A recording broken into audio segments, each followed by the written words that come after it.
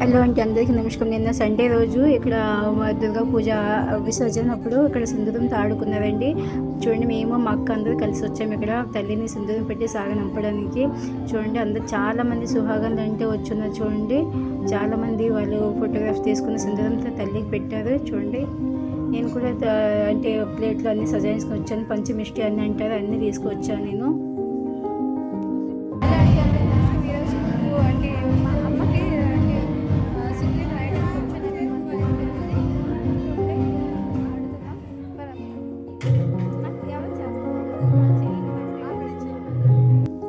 ఇదిగోండి, ప్లేట్లో మనం దీపం, నీరు, సింధూరం, పంచమిష్టి అంటారు, మిఠాయిలు ఇవన్నీ పట్టుకొని వచ్చినాం తల్లికి పెట్టడానికి. చూద్దాము ఎలా మనం రాస్తాయి. ఇక్కడ చాలామంది చూడండి, లేడీస్ అమ్మ వాళ్ళందరూ అమ్మకి రాస్తున్నారు.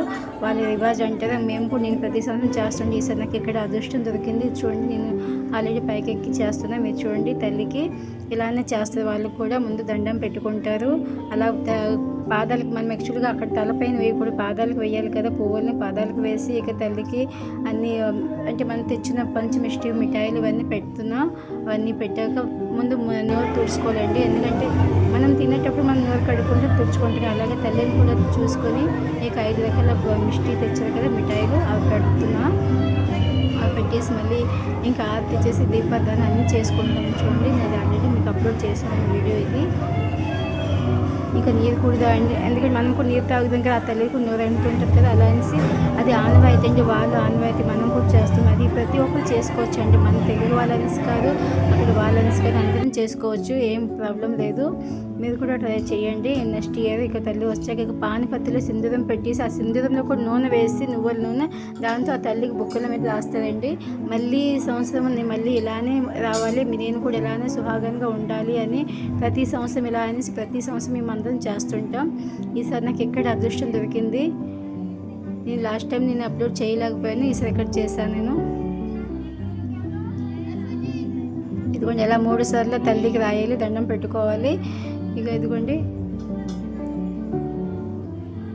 మీరు కూడా చేస్తుంటే నాకు కమెంట్స్ పెట్టండి. నాకు ఎలా తెలిసినట్టు చేసుకున్నా నేను.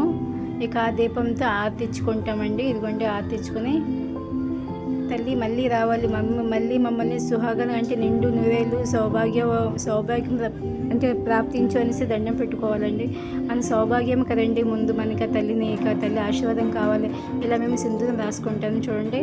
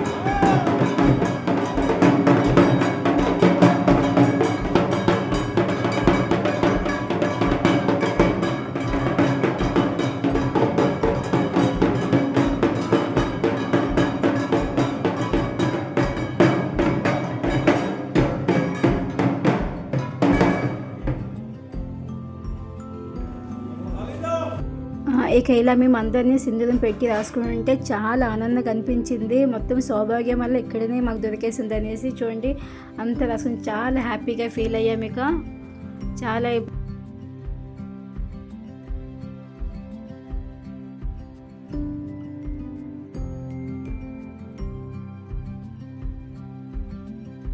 ఇక మా అక్క వాళ్ళకి నేను ఒక చిన్న గిఫ్ట్ అంటే ఏంటి లేదు, ఆల్తే సింధూరం ఇస్తుంది. 3 తెచ్చుకున్నాను, ఇంకా ఆవిడ రాలేదు, తను కూడా ఇస్తుంది. చూడండి మళ్ళీ మేము సింధూరం చాలా మంచిగా ఆడుకున్నాం. చూడండి సో ఇప్పుడు ఇంటికి వెళ్తున్నాం. సరేనా?